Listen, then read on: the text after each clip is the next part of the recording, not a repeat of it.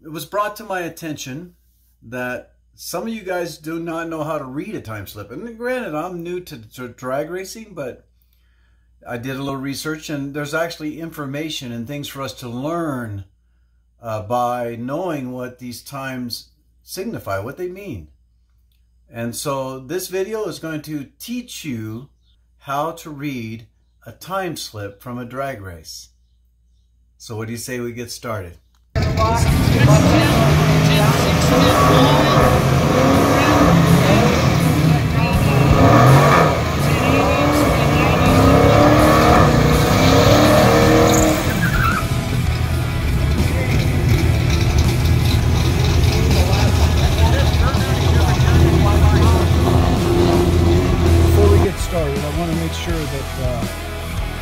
I get this out here. Hit subscribe so you can get future content from us, and we can share our experiences with you.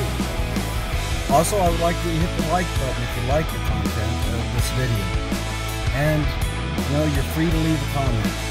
We welcome comments, especially constructive ones. And I also would like you to share the video with other people who might enjoy it.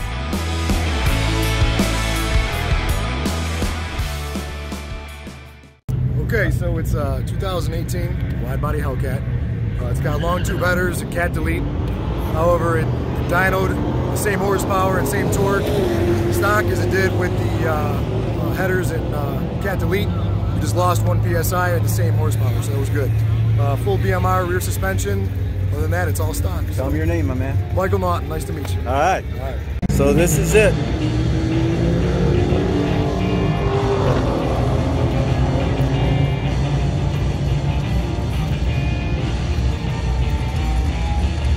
So we're going to race the Hellcat. I'll show you who it is.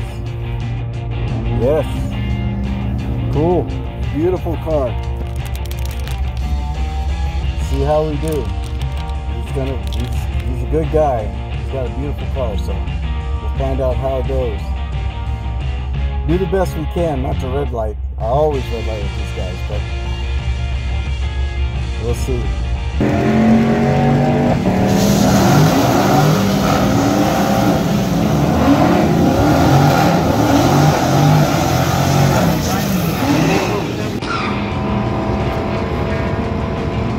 7 to a 1452 for the Camaro. Alright, Challenger, light point on that Challenger, left one is most 8. Challenger, right, I'm not sure, Wild 57, WLT 57, but it's a couple of Challengers, late model.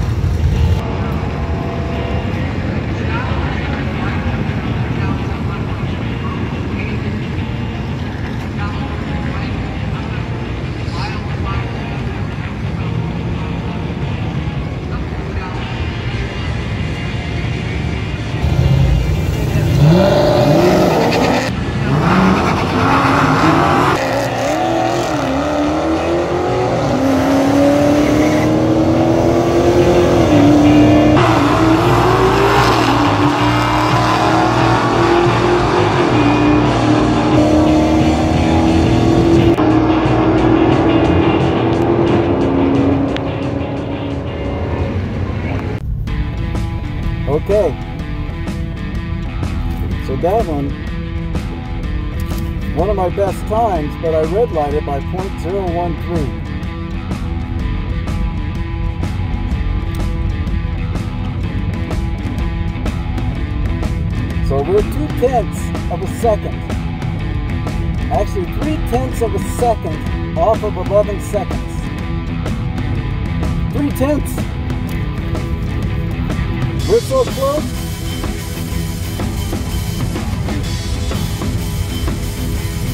We are so close. We'll see. That was fun. And he's a good guy, and I like his car. Some of the things is I show you this time slip from a race with a Dodge Challenger Hellcat, which we're going to get into more as we use that as an example. The first thing you see is at the top of this time slip, it says, "Welcome to the Auto Club Dragway Street Legals." And there was also an event called the Powder Puff where Volkswagens were running. Now, there's a left lane and a right lane. The left lane was the Dodge Hellcat, and his number of his car was 110. The number of the White Shadow was 701. So the Hellcat was in the left lane and the White Shadow was in the right lane. And then you're going to see a series of numbers, and I want you to pay attention to this number right here. Now that dial time, there's blank because we were not bracket racing. But next to where the arrow is, you're going to see it is called RT, reaction time.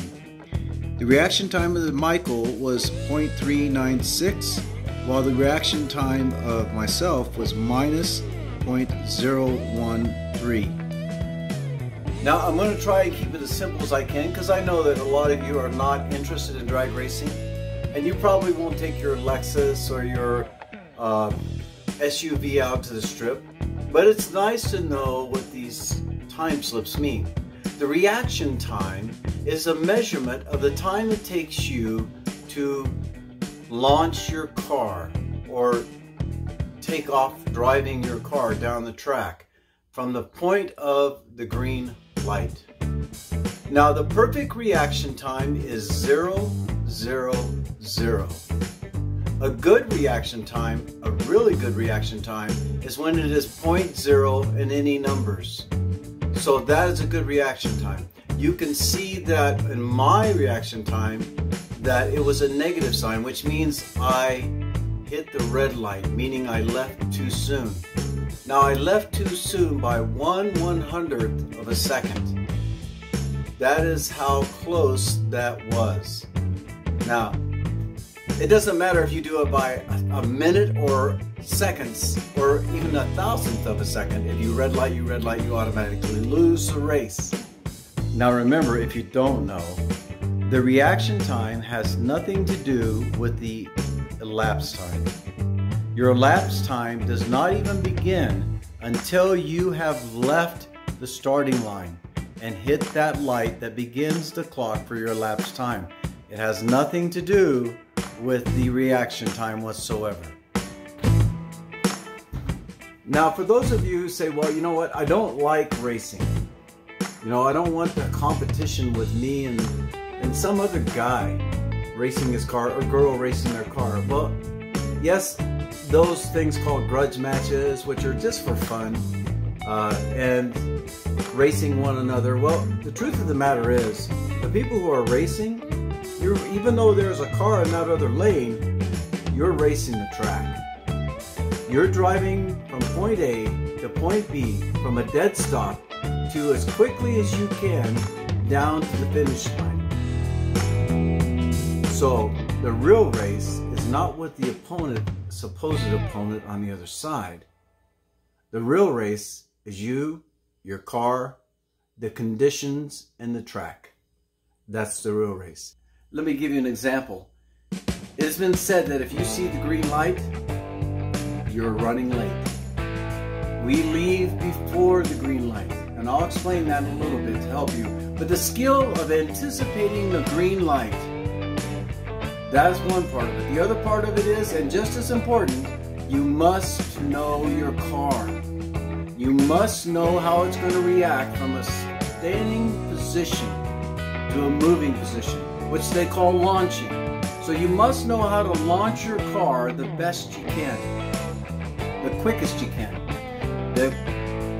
That requires you and your skill set of anticipating and torque. Now, some of the factors that prohibit that is, number one, tires, as we saw in the video before. If you have wrong tires, all that's going to happen is you're going to have drama and lots of smoke.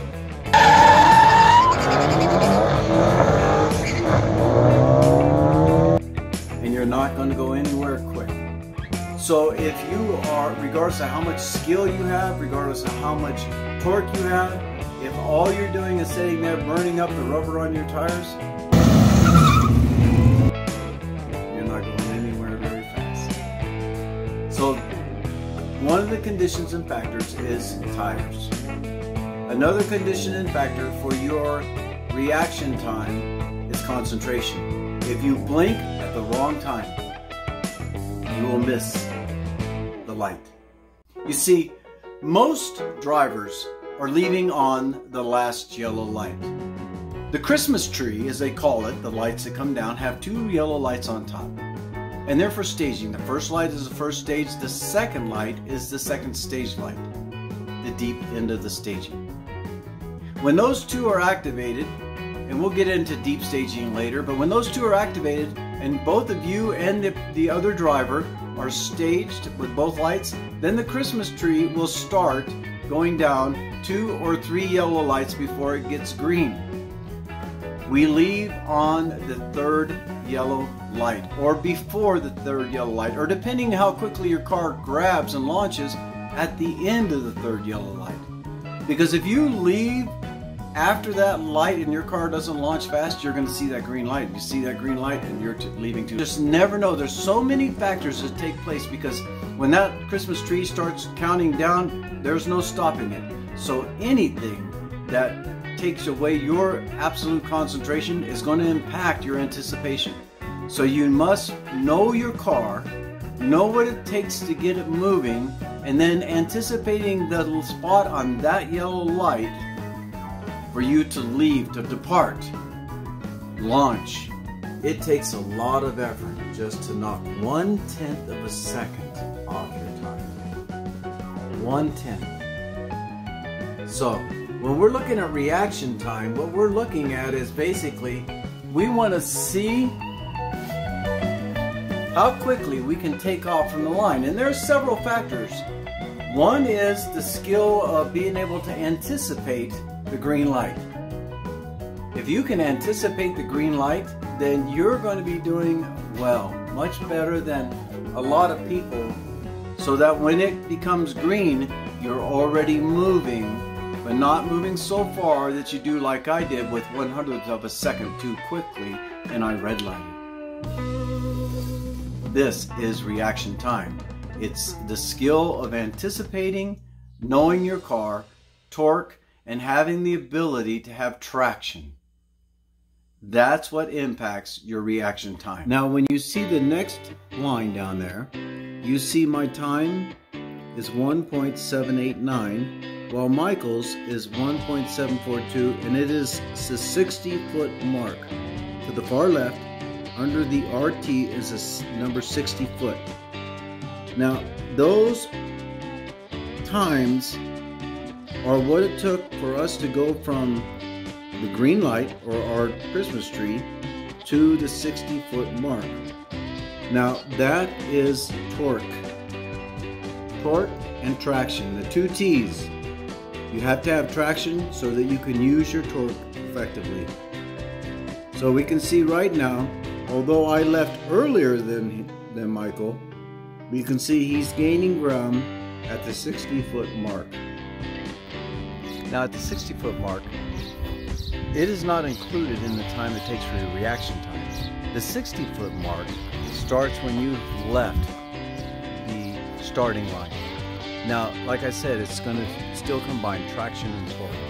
But the truth of the matter is, the torque that Hellcat has was greater, and so he was able to move his car faster than the White Shadow could. Now you can see the 330 mark, where it has taken Michael 4.828 seconds, and it's taken me 5.141 seconds.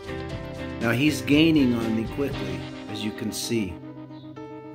That big jump I had an advantage with the reaction time, he's chipping away at it.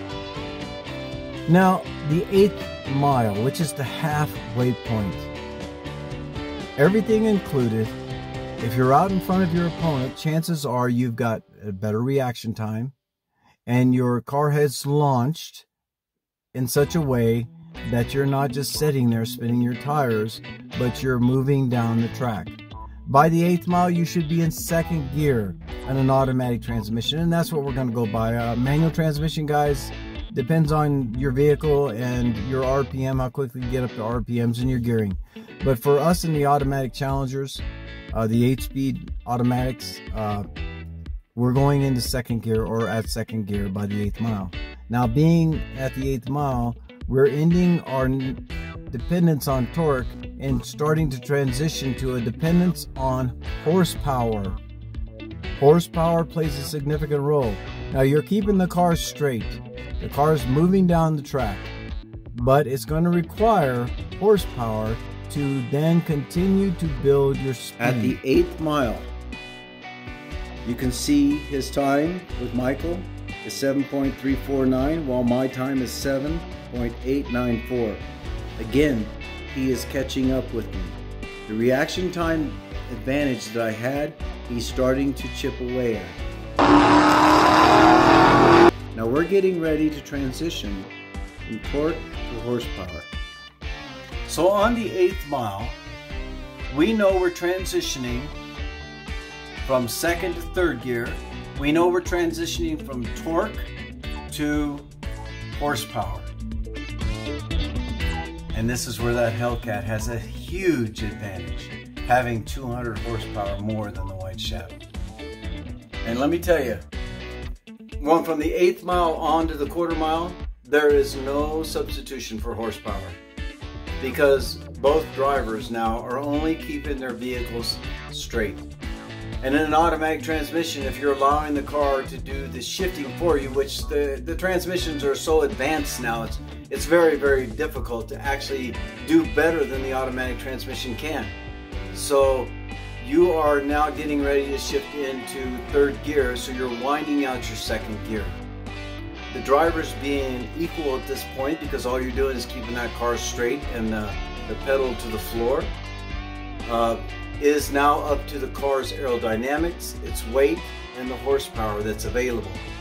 It requires horsepower to get your vehicle up there. Now these Challengers, even this Hellcat here, weighs 4,000 pounds. So it requires a lot of horsepower, a lot of torque to get it moving, a lot of horsepower to keep it accelerating. And this is what you're doing. Now what's next is, after the 8th mile, is our 8th mile miles per hour. And at the 8th mile, Michael and his Hellcat's going 98.47 miles per hour, and I'm going 89.54. At the 1,000-foot mark, we can see that Michael has a ET, or an elapsed time, of 9.491, while I'm at 10.258. Michael at this point is beginning to pass me, as you're going to see. At this point, Michael's beginning to pass me. I can hear the supercharger whine. I can hear it flying by. And then we hit the quarter mile.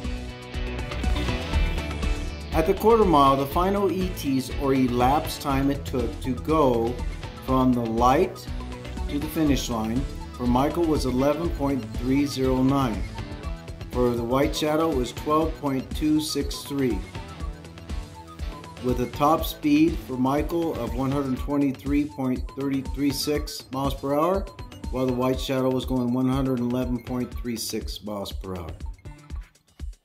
Now the dialed in race car will be set up only to go that quarter mile as quickly as he can. He doesn't care about anything after the quarter mile. Well, these are cars we drive on the street, so we're not going to make it a drag car.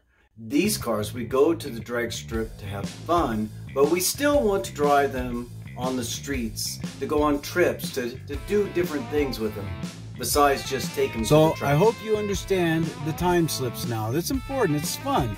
You know, and it's even more fun when you look at these time slips that people publish and say, oh, I can see, you know, that he probably needs a little more torque. He's losing a little bit at the beginning, or he had a good reaction time. That's why he won that race against a car that was more powerful than him. Or he needs to work on his skill set of anticipation, and he needs some more seat time in that car so he can learn the car, which is 99% of the time is the case. So don't hesitate to drive your vehicle. Get out there and drive your vehicle around. Play with it. Have some fun with it. See what it can do. Be safe. And if you're going to race on the streets, do it when there's no one around. Don't race in traffic. You're going to get someone killed. Go out there where there is no one else. So if something happens, it's only you involved in it. Okay. Now the final thing that I'm going to show you is the end of the race, or the results of the end of the race. If if you look at the bottom where the last arrow is pointing towards the number 0.567, you're going to see that the left lane, took first, and I took second. Left lane was where Michael was at, and he won the race by 0.5. Let me get it closer. 0.5457. Now, that is the difference between the deficit that he started with in his reaction time and what he finished with in his ET time. And there you have it. Now you know how to read a time slip. All right. Don't forget to like this video. Please subscribe. Comment if you like. And please share it. And let's go have some fun. Let's let these cars roll. Let's let them do what they were designed to do. They're designed to go from point A to point B fast. Now that point A may be a quarter-mile drag strip, or you might just want to drive to Yuma, Arizona for dinner and back. So, God bless you guys, and I'll see you on the next adventure. We're out.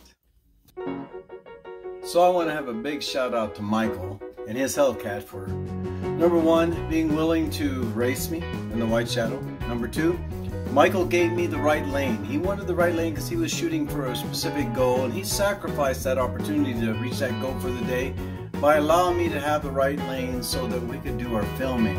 And the guys filming the vehicle, the White Shadow, and the races that were going on with it. A big shout out and thank you to Michael for allowing us to film this race and for allowing us to have the right lane.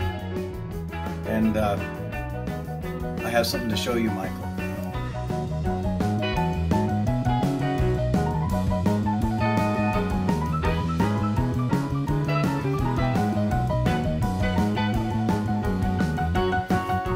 Look what's in my garage.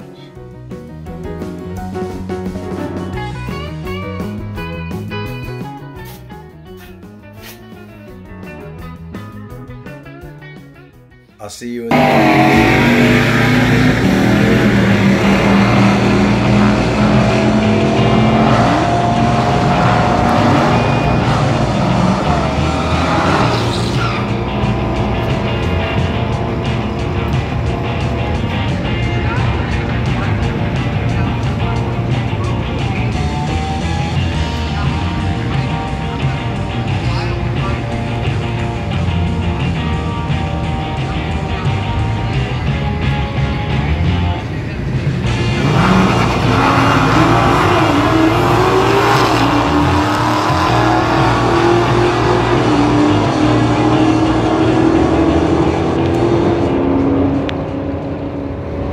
Okay, for those of you who are in the Southern California area, either the White Shadow and I, or Crush, as we affectionately call this car, Crush, either the White Shadow and I or Crush here will be at the Fontana Speedway on July 21st, a Sunday, in the afternoon.